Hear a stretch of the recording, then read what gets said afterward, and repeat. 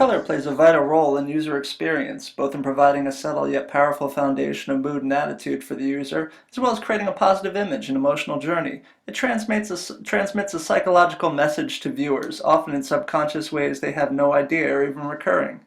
Color weighs heavily in recognition. For instance, we commonly associate Coca-Cola with the color red, AT&T with the color blue, and Home Depot with the color orange. But can a user truly know who you, your company, logo, website, or mobile app are merely on the basis of color alone?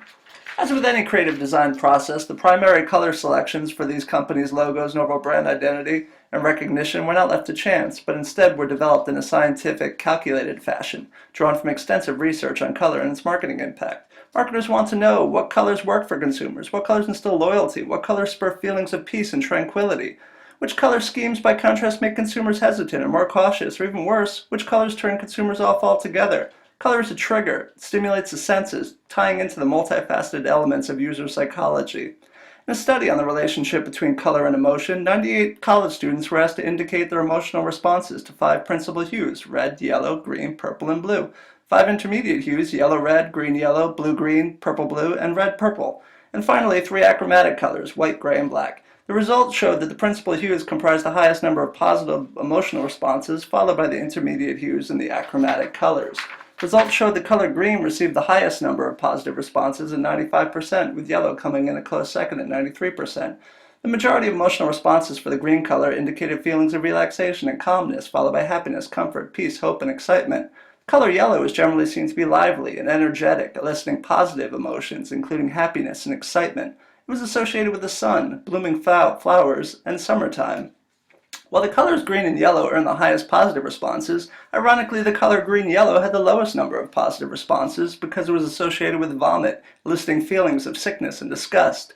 This fine line found across the color spectrum just goes to show how even the most subtle differences, tweaks, or variations of a color scheme can produce profoundly contrasting emotional triggers. For instance, the next highest number of positive responses was given for the color blue at 79.6%. Blue revealed feelings of relaxation and calmness, followed by happiness, comfort, peace, serenity, and hope. It is the color associated with the sky and ocean and implies trust, devotion, and confidence. Red and purple were tied for the next most positive responses with 64%.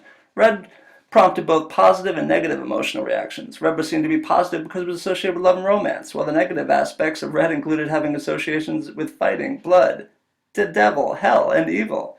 Like blue and green, the color purple listed the feelings of relaxation and calmness, followed by happiness, sadness, tiredness, boredom, fear, excitement, and comfort. Purple is the color of creativity, bringing to mind feelings of mystery, superiority, mysticism, and royalty. For the achromatic colors, white overwhelmingly attained the most positive responses with 61.2%. White was viewed as positive, associated with feelings of innocence, peace, and hope because it tended to be related with purity and being simple and clean. It also reminded respondents of brides, snow doves, and cotton. In addition, the color black was seen to evoke negative emotions such as sadness, darkness, depression, fear, and anger, as well as being associated with death, mourning, and tragic events, as well as darkness and nighttime. The color gray was also primarily associated with negative emotions such as feelings of sadness, depression, boredom, and confusion, as well as tiredness, loneliness, anger, and fear.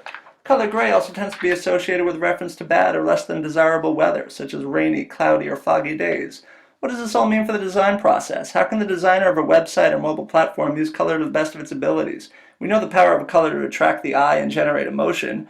Also know the integral role it can play in a design's ultimate success or failure. While elements such as content and organization are usually at the forefront of a designer's priorities, it's the influence of color that creates reaction from the viewer before content organization are even consciously acknowledged. In web design, color affects the viewer's experience of the site, such as how they learn information, how they perceive the site's readability and download speed, how satisfied they are with the quality of the website overall.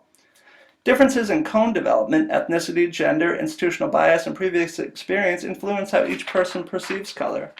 Appropriate use of color guides the reader, reducing the time needed to learn the site's organization. It can also identify related items, distinguish between differences.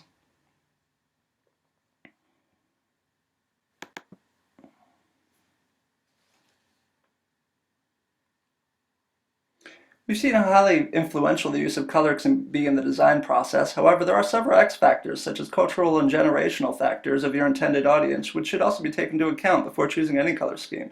According to the National Institute on Aging, making your website senior-friendly, try to use colors to group information visually, but use high-contrast color combinations such as black type against a white background, and avoid layering shades of the same color.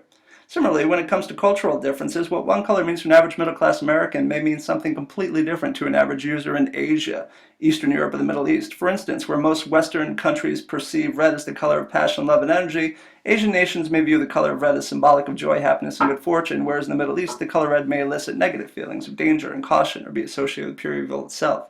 One final word on color is its use on mobile application designs, where one of the main characteristics of mobile devices to take into account is their color depth, or lack thereof. Despite rapid advancements in mobile technology and color rendering, even the best models today have relatively low color depth.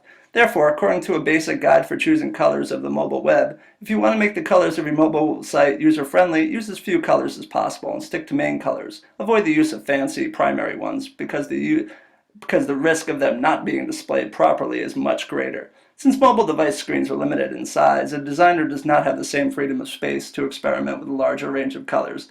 Therefore, instead of trying to jam as many varied colors into a small space, the safer and more efficient route would be to simply reduce your color palette altogether, where sometimes less is more. Speaking of jamming, I guess I ran over a little bit on my Ignite presentation, but again, that is my Ignite presentation on color and its power and impact in the design process. This is Keith Haggerty, and thank you for listening.